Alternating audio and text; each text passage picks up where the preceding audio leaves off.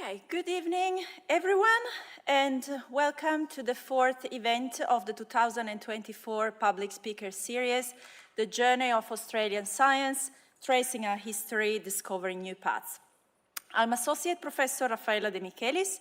I am one of the conveners of this series, together with Academy Fellows Dr. Oliver Meyer and Professor Suzanne von Kammerer.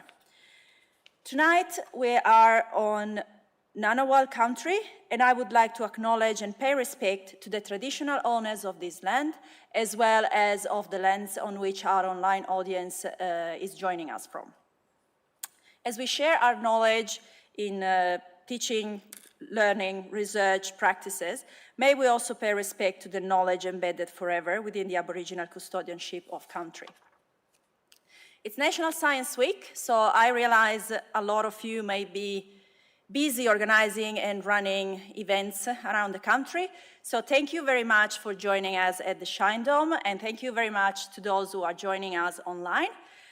Tonight we are looking at the work of Professor Raymond James Wood Lefèvre.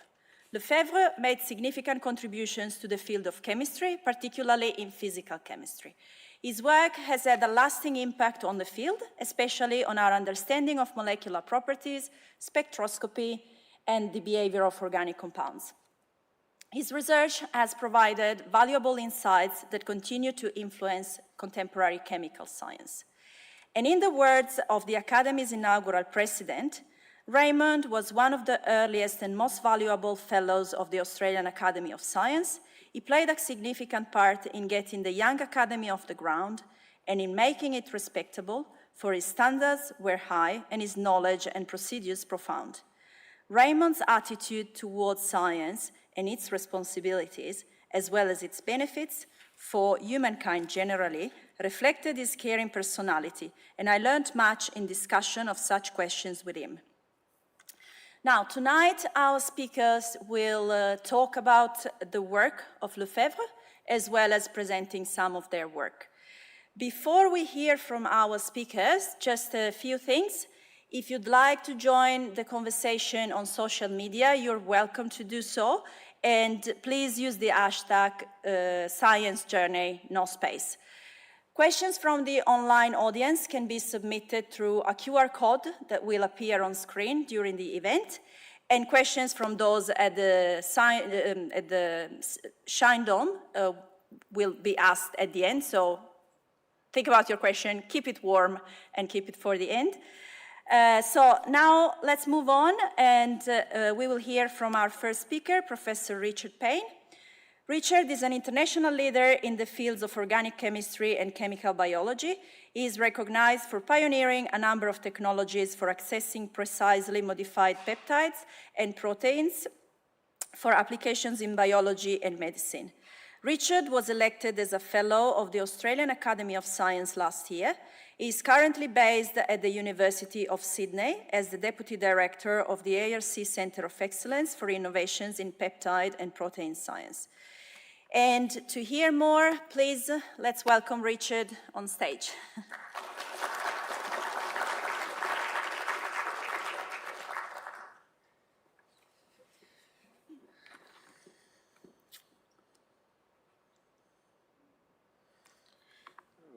Thank you so much for that kind introduction, and thank you so much to the organisers for inviting me here today.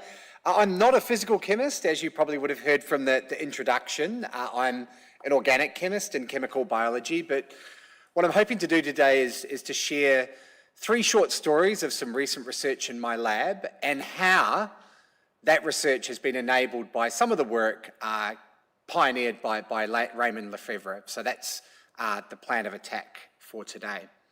So I'm going to start and relate some of the research I'm going to talk to you about today in a short introduction. And today's really all going to be about how, as chemists, we can use molecules that nature produces naturally for drug discovery and to understand fundamental processes in biology. And so many of you would have seen slides like this before, thinking about if we go to nature, we go to a funnel web spider, or we go to a coral on the Great Barrier Reef, they all produce organic molecules that have a biological function. And It takes us a little while sometimes to find out what that biological function is, but once we do, we can use these to benefit humanity and also to benefit the planet. And so what I'm showing you here are just some examples of some families of natural products. These guys in the top-hand corner here are called terpenes, and there are some very famous molecules. This one here, paclitaxel, is the cancer drug Taxol. You can see it's a very complex organic structure.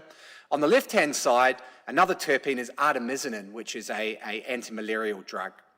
Another family of natural products are called polyketides, and again, there's some very famous examples. The antifungal that most people will use, whether it be for athlete's foot or other things, amphotericin, it's a very, very widely used antifungal molecule. Alkaloids have been known for a long time, some good, some bad. I won't talk about them anymore today, but another family of natural products that perhaps we often don't think of as natural products are peptide and protein molecules. And my talk today is going to be focused on these. Again, there are lots of examples of important peptide and protein molecules. We haven't discovered them all yet, and certainly a big part of the work in my lab is discovering new peptides and proteins with functions that can, again, benefit the health of humans and the health of the planet as well. So just again for some examples, this is a peptide here. It's 11 amino acids, and I'll explain what an amino acid is again in a second. So it's got 11 of these subunits called amino acids joined together in a cyclic structure. It's called cyclosporin. It's a very famous immune suppressant molecule. On the right-hand side, we have this modified peptide natural product called vancomycin, which is often called the antibiotic of last resort. So when we have antimicrobial resistant bacteria, for example, where some of the antibiotics that we have don't work, we will use vancomycin in a hospital setting. Insulin, of course, needs no introduction. Very famous drug for controlling blood glucose in diabetics. And these two bottom examples you've probably never heard of, because these are examples that my lab's been working on in the last few years. This bottom left-hand structure here was discovered in Queensland from the Kagari Fraser Island funnel-web spider called HI1A, and this is now a drug candidate for stroke and heart preservation with my colleagues at the UQ, Glenn King, who was an elected fellow of the Academy last year. And on the right-hand side, these are some really fun new molecules that we've been working on that actually come from the saliva of blood-feeding ticks. And they're called evasins, and they are anti-inflammatory proteins produced naturally by these blood-feeding organisms. So sometimes funnel-web spider, blood-feeding tick, you think they're going to produce nasty toxins. Sometimes they produce molecules that are actually kind of useful. And so our lab has been working more and more trying to turn the bad into good. So I just want to give a brief introduction before heading into the short stories. How and why do we want to actually build these molecules from scratch? If nature makes them, why can't we just go out and grab the peptides and proteins and use them? And of course, you'll all appreciate that if we're trying to isolate large quantities of these natural products, it might be quite difficult, depending on what the source is. If it comes from a plant, we can grow big fields, no problems. But if it comes from a sponge at the bottom of the ocean near Antarctica, that's going to be kind of hard. Or how many ticks would we need to grab the salivary glands from to get enough of that evasin to produce? So chemical synthesis allows us to produce large quantities of these peptides and proteins and use them. But to take it one step forward, the other thing that chemistry can do is it can make things that nature can't. And so if you think about this from let's say a restaurant point of view, we talk these days about deconstructed dishes, right? You can take a dish and you can deconstruct it like a lamington. Well, we can do that also with a natural product. We can take a natural product and we can deconstruct it into little bits, and then we can reassemble those components in a different way. Or we can bring in new components in the laboratory as well to make what we call pseudo-natural products or new-to-nature molecules. And I guess the analogy here is thinking about using Lego bricks and reassembling them to make new structures. And often we can make new functions from these new structures. So it's my little cartoon of someone in the lab here, reassembling these Lego bricks. Of course, it's a lot more difficult than that, and we spend a lot of our time in the lab making these molecules. So it's been maybe a little bit oversimplified here. So how does nature make peptides and proteins? Well, of course, it has this amazing machine called the ribosome. And all of the peptides and proteins that we make in the human body are coded for in our genome by DNA. So DNA gets converted to RNA by an enzyme called RNA polymerase, and then the ribosome reads that mRNA, and these little red blobs here are these amino acids that get coded for peptides and proteins. So that's how most peptides and proteins are made. Again, in recent times we've discovered it's not that simple. Not all peptides and proteins are made on the ribosome. Some of them are made not on the ribosome. And these peptides and proteins can be quite complex in structure. The other thing that we've just worked out also is that peptides and proteins, when they get produced by the ribosome, can have these aftermarket modifications added to them. So once these little pearl strings here come off and make proteins, they can be modified with these things called post-translational modifications. So these are bits of functionality added to the amino acid that changes their function. So just to quickly tell you about the non-ribosomal peptides, this is what they look like. These are incredible molecular machines. So each one of these shapes is a protein, actually, and these proteins are all aligned like a conveyor belt, and amino acids get passed from one subunit to another subunit. They swing around, and at the end, they produce these very complex molecules. And this is a really, really big research area at the moment because it's sort of a chicken and egg scenario. You're making peptides and proteins on an assembly line that are proteins. And so how these systems are evolved is kind of an interesting field at the moment in biosynthesis. So I'll just move on to the main point today, which is how we produce these molecules in the lab. So the way that we make them in the lab is now it's very cheap to buy in these amino acid building blocks. So there are 20 different amino acids that make up peptides and proteins in the human body. We buy big jars of them, they look like this, and we use robotics to assemble these amino acids, one amino acid at a time, on a little polystyrene bead, which is this little grey ball over here. And as I said to you earlier, these amino acids, which I've got as these red balls here, we can incorporate the natural amino acids that are in our peptides and proteins, but these cartoons of these squares and oblongs and triangles here, these are things that we can make in the lab that nature can't. So we can make new to nature peptides and proteins with new functions because we use robotics and because we can control the orders of these amino acids. So this is my first link to Raymond Lefebvre. He did some beautiful work on stereoelectronic effects of organic molecules. And one thing that I haven't told you today is that each of these amino acids, except for one, has something called a chiral center. Okay, it has stereochemistry. And if that stereochemistry, if those groups are not pointing in the right space in 3 dimensions, that peptide or protein won't have the right function. And so one of the things that we need to do with chemistry is ensure that these amino acids are assembled in such a way that we preserve the stereochemistry here. And you probably think, okay, well that's fine.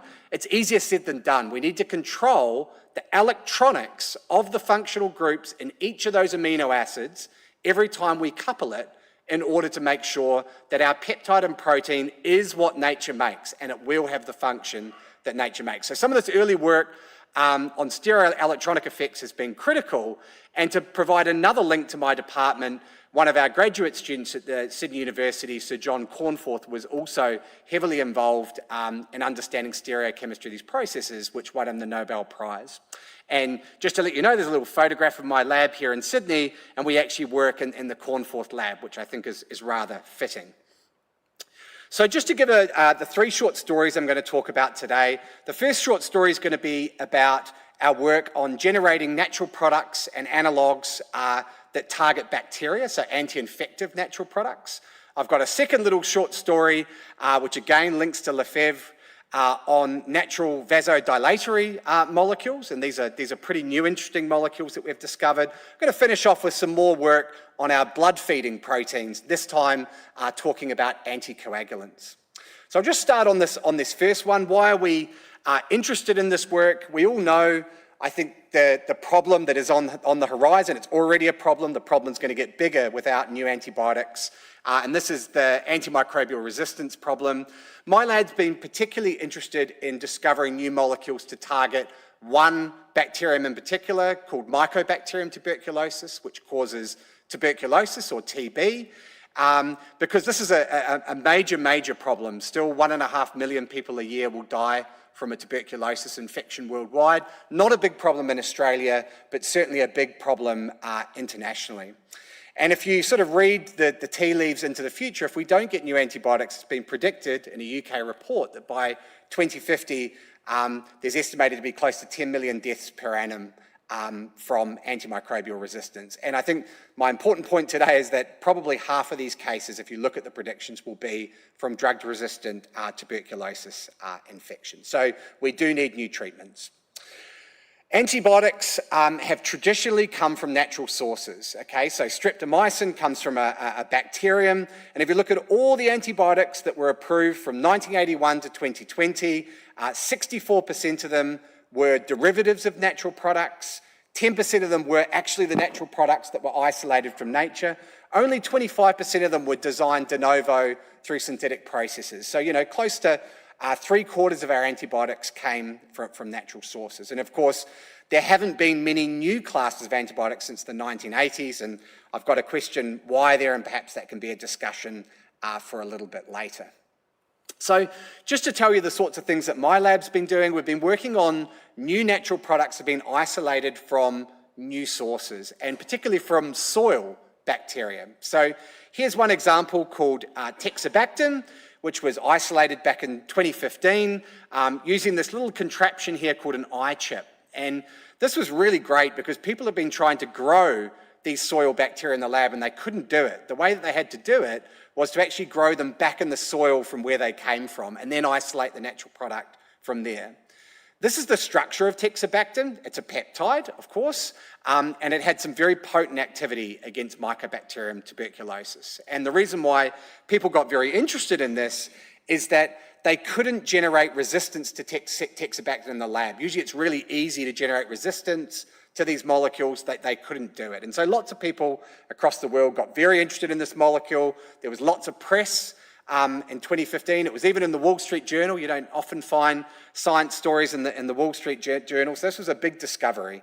My lab very quickly were able to generate this molecule using that same technology I showed you earlier. Take your polystyrene bead, grow your peptide. We had to make in the lab some non-natural amino acids, I would say, that are in this natural product, which took most of our time to make these funky amino acids in the lab, but we're able to make it and able to show that this was a very, very good antimicrobial against Mycobacterium tuberculosis, the cause of TB, and was very, very selective for TB over other bacteria, which was really, really important.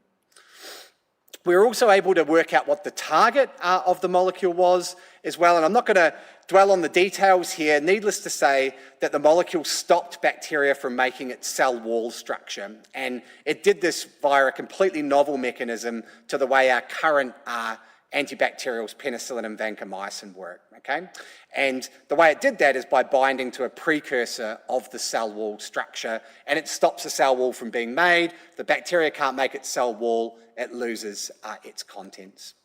So I'm just going to skip over this second example because I wanted to spend the time on my other two stories, and I'm looking at my clock and making sure that I don't run over. So here's another nice story that's a recent story around a new vasodilatory molecule that we discovered is actually an in vivo active molecule that works in our body. So very, very interesting science. So this was a collaboration between my lab and Roland Stocker's lab before he retired at the Victor Chang Institute, and also involved the pharmaceutical company Bayer. And in a nutshell, what we discovered is that under inflammatory conditions in the human body, we produce a molecule called hydrogen peroxide, and that's usually there to go and kill bugs. But it turns out that hydrogen peroxide also works with an enzyme in our body called IDO1 to convert the amino acid tryptophan, which I'm showing here and with my laser pointer. The peroxide reacts with IDO1 to form this very, very reactive molecule of oxygen that we call singlet oxygen. And singlet oxygen within this enzyme will react with tryptophan to form this very, very interesting structure here that we call cis-Wu. Whoops, I don't know why that's slided forward. And then cis-Wu reacts with another protein in our body where it gets dimerized, and this causes the dilation of blood vessels under inflammation. So this is the pathway that we worked out. It took 10 years to do it. And this is the first nitric oxide independent vasodilatory mechanism that's all executed through the reaction of singlet oxygen with a tiny little amino acid. We're not talking about a peptide now, just a single amino acid. And what I wanted to share with you is not the 10-year, labor-intensive story, but how on earth did we come up with this structure here as this vasodilatory molecule? And this is, again, a link to Raymond Lefebvre. So the way that we did this is we actually had to predict what might be going on with this molecule in our body by doing reactions in the laboratory. And so what we did is we took tryptophan, we shined some light on it in the presence of singlet oxygen, which we can do in the laboratory, and using some very sophisticated spectroscopy techniques, which Raymond Lefebvre also used, we were able to show that it made this molecule here, which is that cis-Wu molecule I showed on the last slide. But really importantly, what we were also able to show is that this molecule could decay with the loss of light. So in our cells, with iodine peroxide, it makes this molecule that dilates blood vessels, and that molecule is a very reactive species, and when it decays, it releases light. And we can actually measure the release of light from that molecule in the cell, which is very, very cool. Again, I don't know why this is sliding forward. What I'm showing on the right-hand side is the setup that we used to make the molecule. It's a very old-fashioned setup, I would say, probably not so different to the sorts of setups that Raymond Lefebvre used when he did photochemistry in his lab. It's literally a flask and a light bulb, a big halogen light bulb, in the presence of a molecule that generates singlet oxygen. And that's as simple as that, but actually coming up with this structure takes a little bit of time. So I'm just going to, at the last few minutes, just tell you the final story, which is about these anticoagulants that we've found from blood feeding. This has been a huge program of research in my lab. All blood-feeding organisms that we've come across so far in the lab produce peptides and proteins that stop blood from clotting. Of course, if you're a blood feeder like a leech or a tick or a mosquito, one of your sole jobs is to get blood from your host and make sure that blood doesn't clot. And the way they do this is by producing these exquisitely potent anticoagulant molecules. So this one here has been known for quite a long time from the leech here. It's called Herodin, and our lab has worked on this for some time. These Herodin products have been on the market, shall we say, for some time. There is a clinically approved drug that is related to the Herodin molecule, but there are lots of things that you can get off the internet as well that probably won't work very well. So you can get Herodin tablets. This product here is for varicose veins. If you read that carefully, it says wild Herodin extract. So it's effectively leech heads that have been chopped off and mixed with cream. It's not very pleasant. And even cosmetics. So we just had the Olympics in Paris, right, before and after. So, these products really work, of course. So in our lab, we've been making these molecules de novo, not getting them from the organism. We've made them. They contain those post-translational modifications I talked about earlier, where some of the amino acids contain other functionality. And it turns out this one in red over here, which is called a sulfate modification, is the most important. Each one of these letters codes for a single amino acid that we've added one at a time on the polystyrene resin to make these peptides and proteins, and then we can test them in the lab. What I'm showing here are some what are called inhibitory constants. So this is how well they bind and inactivate an enzyme called thrombin, which is the enzyme in our blood that is really, really important for blood clotting. If you can block that enzyme, you don't form a blood clot. And that's how these animals, or these arthropods, I should say, can stop our blood from clotting. So we've worked on leeches. This is a local tick to the Sydney area called Haemaphysalis longicornis.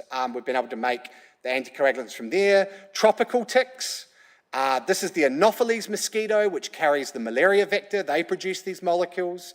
The tsetse fly, which is also a vector from disease, produces these lovely little anticoagulants. Very easy to make these ones, so we can make these on scale. And even the flea, and we're currently working on the bed bug, they all produce these molecules, and most of them are modified. And what this has led us to do in recent times is generate big libraries of these molecules. We can chop and change and make these new to nature molecules, and this has turned into a bona fide drug discovery program, and we've started to now make anticoagulants that target stroke. And so many of you will be aware of the problem of stroke. It's a big killer of Australians, a big killer of many people across the world.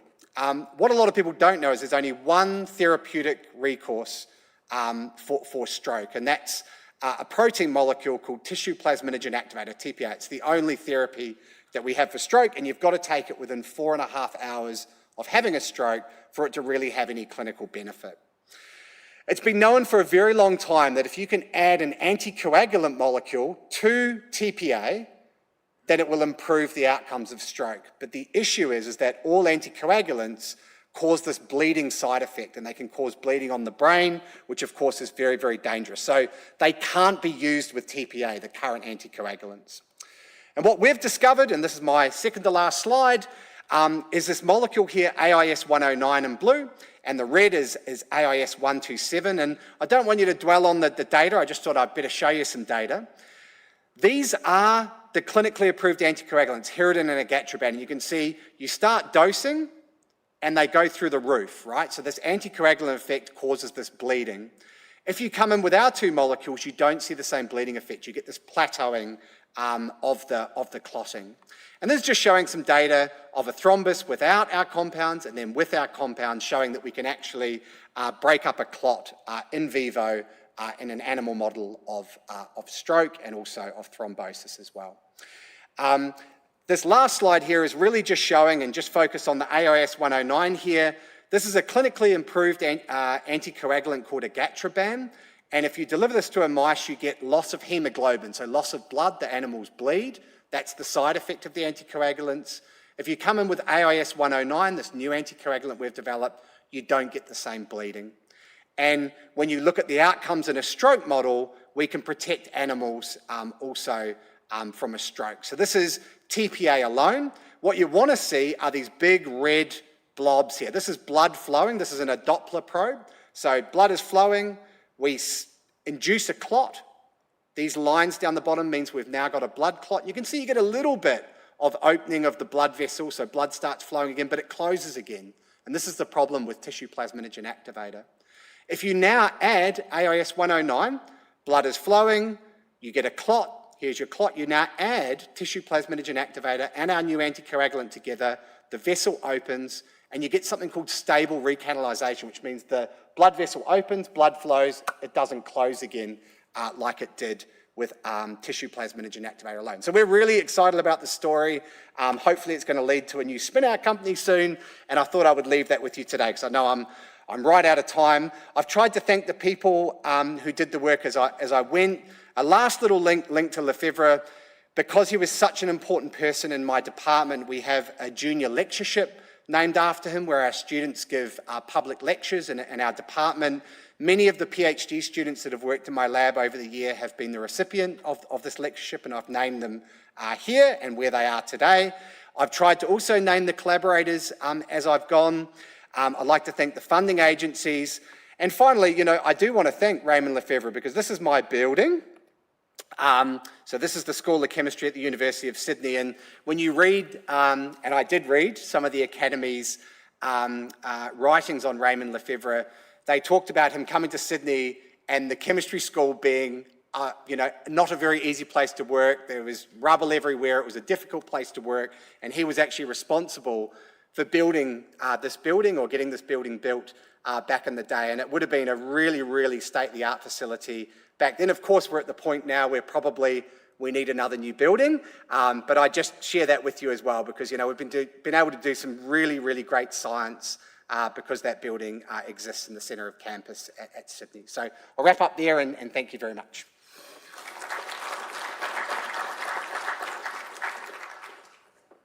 Okay, thank you very much, Richard, for your presentation and for sharing your work with us. As a chemist, it's always amazing to see how chemistry rich nature is, and how much we can grab ideas and translate it into things.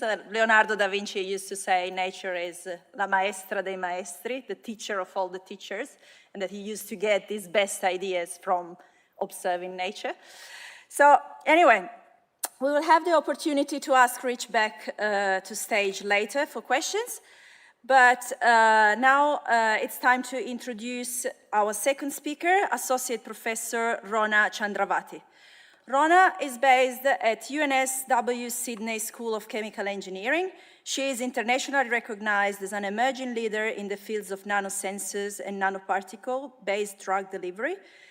Rona's colorimetric nanosensors have been used to monitor food spoilage and contamination, contributing to reducing the nation's 10 billion worth of edible food waste each year. Rona was the Academy's Fèvre medalist in 2023 for her work in this area. So please join me in welcoming Rona on stage.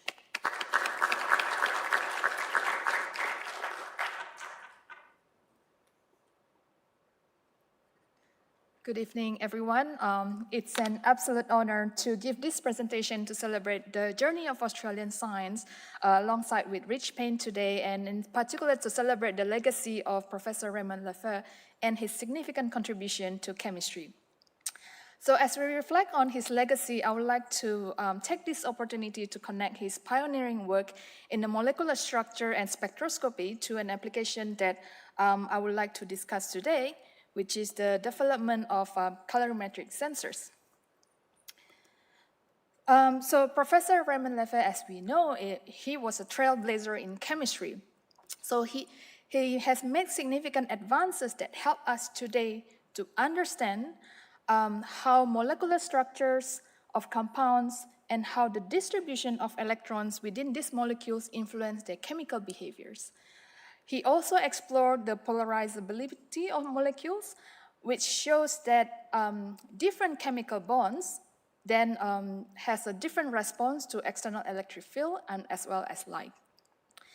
And his work has built strong foundations to how spectroscopy can be used to study different molecular behavior. So building on these foundations, it makes us understand, for example, fascinating components of a natural compounds called anthocyanin. So this is a great illustration that I took credit from Compound Interest, and it's also one of the great school activities that I like to do with school kids to learn about chemistry. So here there is a compound called anthocyanin, which is a natural occurring compounds that we found many in fruits and vegetables. For example, here is we can extract them from red cabbage. So if we boil them, we strain, and then we can end up with a solution that have anthocyanins. Now, anthocyanins are special molecules because when they are exposed to different pH environments, they change colors. So building on the foundation of Lefebvre, we can see that anthocyanins are molecules that have a conjugated double bonds that has a different electron distribution of this. So when when these molecules are interacting with different pH, it causes a shift in the electron distribution, and this causes a change in the absorption of light and therefore visible color changes. So for example, when these anthocyanins are exposed to acidic pH, we can see them in red color, and when they are in neutral pH, there's around purple color, and when they are in alkaline conditions, they are in green and yellow color. So while anthocyanins are an excellent examples of naturally occurring colorimetric indicators, the many principles of molecular structures and the interaction with colors and molecular change extend beyond the nature, which bring us to the compounds that I want to introduce today. My lab worked on a colorimetric sensor that are based on polydiacetylene. Polydiacetylene is a class of conjugated polymers that have unique optical properties due to their electron distribution and polarizability characteristics.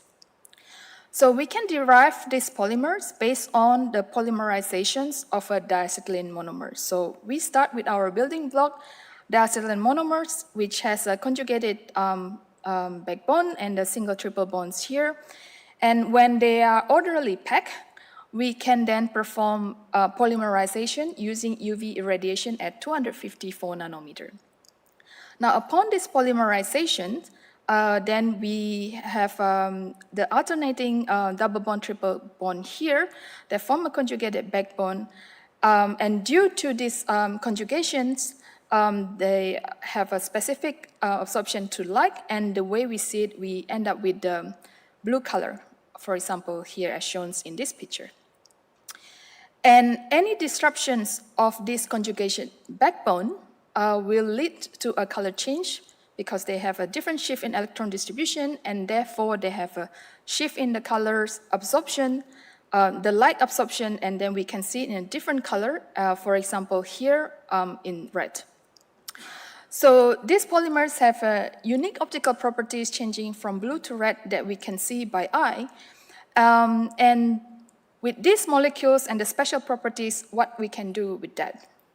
And this brings to one of the challenges that my lab is trying to address, which is reducing food waste. So according to the Food and Agriculture Organization of the United Nations, 1/3 of the food produced is lost or wasted, and that equals to 1.3 billion tons of food annually. And around 70% of the food that we throw is still edible, which is quite a significant percentage of that.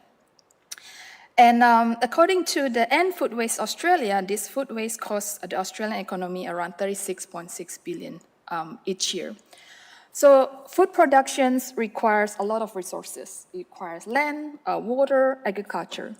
So as we strive to make food production more planet-friendly, we also should try to reduce our food waste. So food waste occurs along the different supply chain globally, and around 2/3 of this occurs in consumers and households. So one of the contributors of this is due to the best before dates or the date marking tools. So probably most of you, like me, when we are at home, we open our fridge, we look at our food in the fridge, and then we look at the dates, because those dates give us information that we can see if it's past the best before dates, what we should do, or if it's best before dates, what we should do.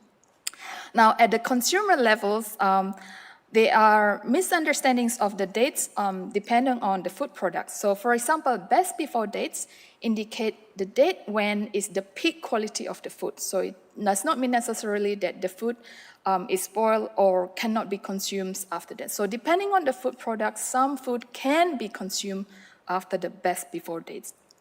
Now, in contrast, if you don't store the food properly, maybe they undergo a certain temperature, they might also be spoiled or different conditions that we can't safely consume them. So the problem with these dates is once they are printed or attached onto the packaging, they are static. They don't change according to the conditions, and we usually rely on the dates. So this is one of the contributors for the food waste. And now, what can we do about it? Because of course, we need the regulation. We need a guideline for us consumers to understand about the quality of the food. And as over the past years, there has been a lot of interest and discussion about how we can reform this, and why best before dates might not be the best for the planet, for the budget. So this is a ABC article back in 2022, and over the years there has been a lot of discussion about the dates and date marking tools in the packaging. Now, for example here, if we can see, we have food packaging, we have the dates. If, let's say, we can't rely solely on the food best before dates, what can we do? And this is how that we feel like our polymers can apply, and the colorimetric sensors can apply to address these challenges. So what if we can add an indicator in the packaging that can change color, that can indicate us the quality of the food? So by having these colorimetric indicators, looking at colors, I think it is easier visually. We can see them by eye, so that means at home we don't need a specialized equipment to monitor the color change, and they can allow real-time tracking of the food conditions, and it can be a great tool in addition to the best before dates. So this is something that we have been working on in my lab. So There are a lot of different calorimeter indicators that have been commercially available. For example, here we have time strip, which is a time temperature indicator. ONFU also time temperature indicator. That means it will change color based on the temperature conditions of the products. Mitsubishi also provides oxygen indicator, and Insignia carbon dioxide indicator. So while these indicators are available and they have been effective in informing us about the different conditions, they relatively typically provide conditions of the storage of the packaging. For example, the different temperature that it has been stored, or oxygen and carbon dioxide is to tell whether there's a breach or on the packaging. So it does not necessarily tell us the quality of the very specific food products that are contained in the packaging. And they are commonly made of reactive dyes or pigments, and they respond to physico-chemical stimuli. So to address this challenge, then we come back to these polydiacetylene polymers, because with these polymers, which start with the diacetylene monomers, we can do many different varieties and different chemical reactions that we can use so that they specifically target different food products and different gases that is produced by them. So for the diacetylene monomers, we use copper-catalyzed cross-coupling reactions that we use iodoalkyl alkanoic acid, and then we can produce monomers of different length, different head group, different chemistry. So it gives us a lot of different, that we can tailor in a different way. For example, here we have a different length. It will tailor to a different specificity and selectivity and sensitivity as well. And then it can also change based on the different response that we like. And in here on the top, for example, here we show these monomers have a carboxylic acid group, and by changing different chemistry, we can tune them to react specifically to the different products that makes a difference between a fresh food and spoiled food. So here I want to give an example, which is a work that is done by Dr. Nguyen. This is how we can use these polymers to detect meat spoilage. So when meat is contaminated with bacteria, the bacteria will perform chemical reactions, biochemical reactions with the meat and the protein compounds or nitrogen-containing compounds to produce ammonia gas. So ammonia gas is one of the signature gas that can distinguish, that we can be used to distinguish between a fresh meat and spoiled meat.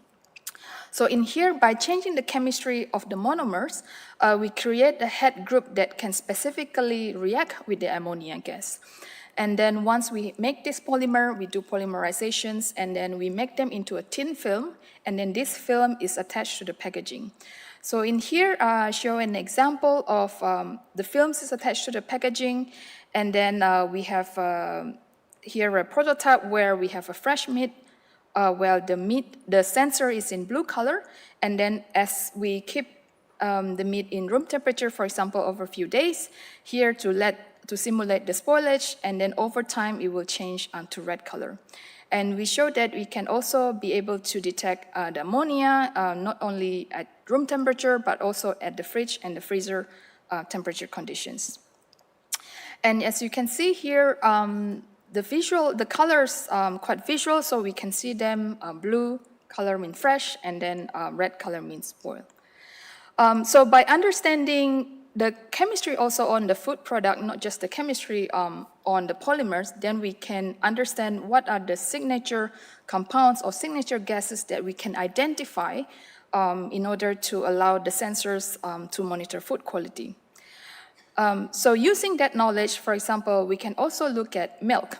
And that means because there are different products, they are not based on ammonia gas, but in this case, milk, when the milk is contaminated with bacteria, the bacteria will convert lactose to lactic acid, and this will cause increase in acidity of the pH. So for example, here, fresh milk typically have pH 6.8, and as they are spoiled by the bacteria, over time there is an increase in acidity, and typically a spoiled milk will lead to pH 4.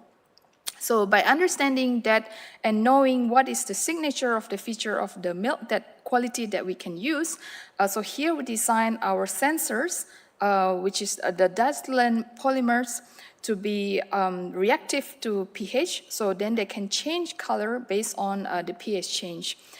So in here, we develop them as a hydrogel that attach to packaging, and then it can enable detection of the spoil. For example, here, a blue color from pH 6.8, and progressively, as we increase acidity, it will change to red color, and as shown in this image as well. And then the third applications that I want to show today is fruit ripening. So when fruit ripens, they have different levels of ethylene gas. And then in this case, we change, again, the head group of these polymers to be reactive specifically with ethylene gas. And then here we develop them as a thin film in the packaging, and we put them into a packaging that contain the kiwi fruits, and we let the kiwi fruits ripen over time. And as you can see here, as there is an increase in ripening and increase in presence of ethylene gas in the packaging, there's a change of the colors that we can also see by eye. So the chemistry of these polymers can be tuned with the specific compound. So, for example, before I show you, it is reactive to gases. And we can also change that based on the changes in temperature. For example, here, by changing the length and also the head group of the monomers, we can change that, we can make the color transition to be, for example, around 40 to 45 degrees. So by changing the monomer length, we can also shift this temperature depending on the application. For example, some products might need to be monitored so that it will tell us this product has been exposed to a certain temperature. And this, for example, can be used, for example, a certain temperature like pharmaceutical products or vaccine products or certain frozen food products. It's important that they are not exposed to certain temperature for a long time. In addition to temperature, they can also be used to detect humidity, which is also quite important in food storage as well. So we can tune the chemistry then to change which percentage of the relative humidity that we can detect that can tell the colors. So here I showed that another example that these polymers, because of the nature of these polymers, they can be made into composites or they can be made into inks that we can input them into a printer and then we can print. So in here we print them into a QR code using printer. And the reason why we print them into QR code is because one, they can show us the colors, but also they can store information. For example, in the food packaging, we can store information of certain journey of the food products. And this is quite important. For example, we know that, let's say if there is contaminations, typically supermarkets recall a big batch of the products due to safety precaution, even though maybe only a small amount of that needs to be recalled. So by knowing, for example, which products is contaminated, and then we can scan the QR code to get information of which batch of that, then we can easily identify them along the supply chain. This video will show how the transition of color looks like. So typically it transitions blue to red like this in a time-lapse video that we make, and it's attached onto the packaging. And the BBC News, we were featured by the BBC News when they talk about food waste, and our technology was showcased this, which is really great, and we have the opportunity to also discuss how our work can contribute to food waste. And then I want to show here another video. So before I show that the color change, it is only one way. It is not reversible. And we design it that way because, for example, if the food is contaminated, we don't want the color to change again and to confuse us at home. So it is made irreversible. But here, there's a work by our lab member, Dr. Chiu Fei Han, that shows that by changing the chemistry, we can also make them reversible. So here I will play a video, and you see there are 6 dots of the polymers. And if we focus on the second from the right, which is this one, and you'll see that all the others, the color will stay, but the one on the second right will change color depending on the temperature. So here we see that they are now red due to the temperature, and then as we take it off from the hot plate, it will reverse to blue, and then we heat it up again, and then it will turn red, while the others always stay the same, and then if we take it out again from the heat, it will turn blue again.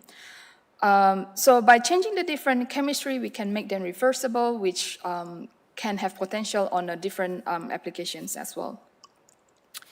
And as we work with colorimetric sensors, we can see the color change, but color change can be subjective. It depends on how we see it. Maybe the way I see the red color or the purple color is different with yours.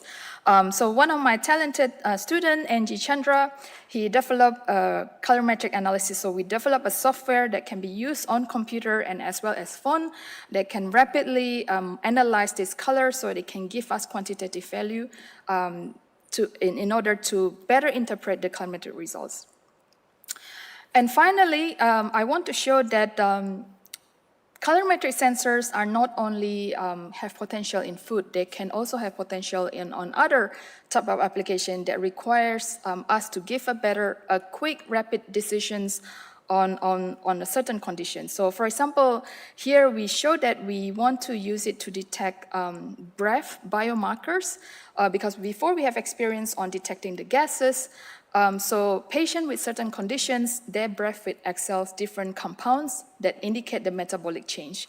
So for example, here, there are 5 compounds that have been shown that it indicate early lung cancer. And by exposing this sensor to these breath volatile organic compounds and the different reactivity to change color, we can hopefully use this as a screening, initial screening of the different conditions that we might have depending on the change of the volatile organic compounds that we exhale from the breath.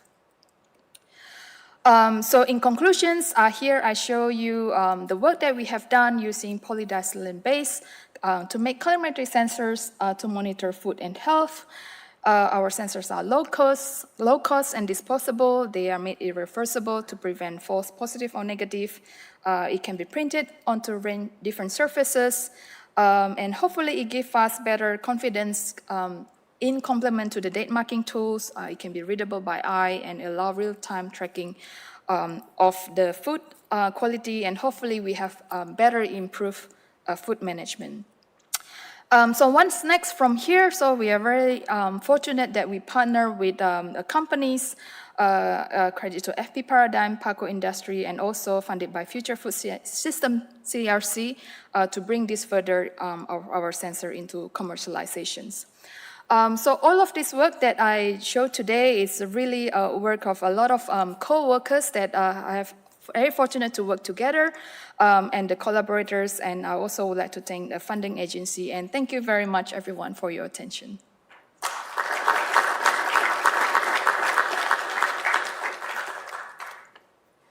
Thank you very much, Rona. Very interesting, very relevant also in the perspective of transition into more sustainable practices. So I invite Richard back on stage, and we can go through a few questions. Please raise your hand if you have questions, and if you are online, please scan the QR code and submit your question. Okay, we have a question here. The microphone is coming. Thank you. Thank you, Rona. I've heard reports that animals can actually detect whether someone has cancer. Would this be something to do with your VOC biomarkers? I've heard some dogs in particular can do it. Yes, so dogs have a very excellent sense of smells, and that is also an indication where when we breathe, depending on the conditions, we have a different composition of gases. So inspired by that, trying to mimic nature with dogs have really excellent sense of smell. Sensitivity is quite hard, but that is something we are working on. We have a question from the online audience. Thank you, Yes, Paul. this one's for Rich. It's from Mandy in Adelaide. Mandy asks, you mentioned a new spin-off business might be on the horizon. Can you tell us a bit about that and what it would look like? Great. So, so very, very recently, obviously, I didn't show any chemical structures of AIS 109 and 127, and we've just filed patents on those molecules. They are analogues of these natural tech molecules that we've been discovering.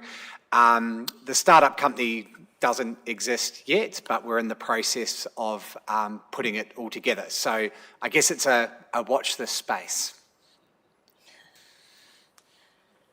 Okay, any other questions from the audience? Another one from the I've got more from online, Yeah, but you go. So this one's for Rona. This is a question from Angus in Armidale in New South Wales. What regulatory barriers do you think you'll face in having your packaging indicators implemented, or do you think they would be a voluntary option for food producers? Yeah, I think this requires interdisciplinary efforts. So, for example, from researchers, from companies, from food producers as well. Because, for example, as with any other technology, adopting new technology is always hard to start with. But I think it is something that it is welcome now due to the changing. There will be some reforming on the best before dates. So I think if there's no best before dates, for example, at home, maybe we can open packaging and sniff, but in the supermarket, we can't just open all of the packaging to sniff it. So I think having sensors or indicators will be a great tool in addition to that. Thank you. Anyone else? Don't push. Here, please.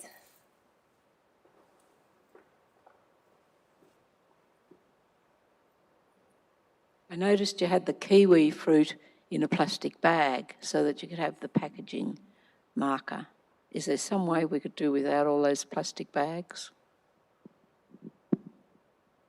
Yeah, that is a prototype that we use in the lab because to monitor the gas, we contain them into a plastic. So this is like one of the simulation that we use in the lab. Thank you. Hands up. Yeah, please. Yep. So this one's for Rich. It's Jenny from Dubbo in New South Wales. As someone working to combat antimicrobial resistance, how worried are you about it? And do you expect it to still be worried about it in 10 or 20 years from now? Wow, that's a very, very good question. Yes, I'm incredibly worried about it. I mean, I obviously very much come from the drug discovery side, and I've been interested in the development of antimicrobials for a long time, since I was an undergraduate. But when you read the report from the UK government about the seriousness if we don't come up with new antimicrobials or antibiotics, with new mechanisms of action, I should say as well, I mean, this is going to be a massive problem. More people will die from antimicrobial resistant infections than from cancer worldwide. So yeah, I'm incredibly worried, and I maybe rushed over it a little bit. I said on the slide, I stated that we haven't had that many new classes of antibiotics discovered recently, and I think the major problem there is why is that? If it's such a big problem, why aren't we discovering new antibiotics? And I think it needs to, again, we talked about partnerships from what Rona was just saying. There is lots of academic research going on in antimicrobial discovery. I think it's really important research. It's less attractive for big pharma at the moment because you take a course of antibiotics and then you finish. And, obviously you've got to think about the economics of that versus a cancer drug or something else. So I think it's a massive problem. I think we need more funding to solve the problem because I don't think there's enough funding, both private and government funding throughout the world at the moment. But there's lots of good work going on, and I'm confident that we will come up with really novel solutions, but yeah, we need to keep going, and it is going to be a big problem unless we come up with new molecules. Okay, so we're nearly up with our time, so we maybe have time for one additional question, is if anyone has anything to ask. Are we all happy? That's great, so we can, oh, you, okay, you please. Richard, have you ever heard of a, I'm not trying to give a plug for anybody, but a company called Recce Pharmaceuticals, which is supposed to have come up with a new class of anti-infectives? No, I've not heard of them, but I will have a look afterwards. I mean, there are really great biotech companies working in this space, and some pharma are still working in this area. So don't take my comment to say that everybody's given up. There are lots of people working on it, but I would argue, given the problem that's on the horizon, we should be investing more into the problem. But I'll have a look at the company. It sounds really exciting. Okay, Yeah. thank you. Great. Okay, so I'm afraid it's all for this evening. A huge thank you to both Rona and Richard. I really enjoyed your talk. It was great.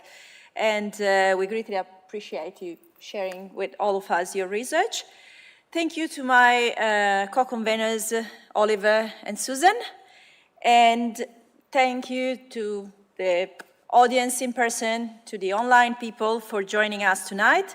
If you have purchased a Series Pass, and even if you haven't and you want to join for the next event, we will see you again on Tuesday, the 8th of October. The event will focus on the work of Sir Mark Oliphant, the Academy's founding president.